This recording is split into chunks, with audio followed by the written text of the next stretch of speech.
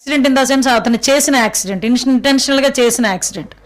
అది యాక్సిడెంట్ తర్వాత అతనికి వెన్నుపూసలో ప్రాబ్లం అయ్యి ప్యారలైజ్ అవ్వడం జరిగింది. తనకి మళ్ళీ ఆపరేషన్ కూడా చేశారు. తను తిరిగి కోలుకోవాలంటే కూడా చాలా టైం పడుతుంది. అదేవిధంగా ఎవరైతే భార్గవ్ ఉన్నారో, చిన్ననాన్న కొడుకు భార్గవ్ ఉన్నారో, అతనికి కూడా కాలు ఫ్రాక్చర్ అయ్యి తను కూడా హాస్పిటల్లో ఉన్నారు.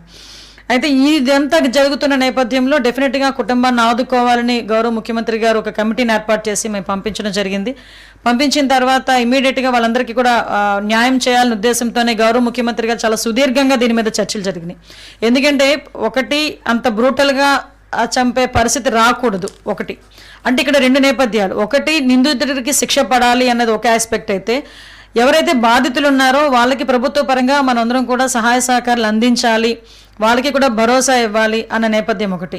ఈ రెండిట్లోని నిందితుడికి శిక్ష పడాలి. నేను అక్కడికి వెళ్ళినప్పుడు కూడా, నేను మంత్రి గారు అందరం కూడా వెళ్ళినప్పుడు కూడా వాళ్ళ భార్య తను ఒకటే కోరుకుంది, నాకు నిందితుడికి శిక్ష పడాలి, ఎట్టి పరిస్థితుల్లోనే నాకు లాంటి పరిస్థితి ఇంకా ఆడదానికి రాకూడదు. అదేవిధంగా చాలా బ్రూటల్గా చంపారు, అతను ఎట్టి పరిస్థితులను బయట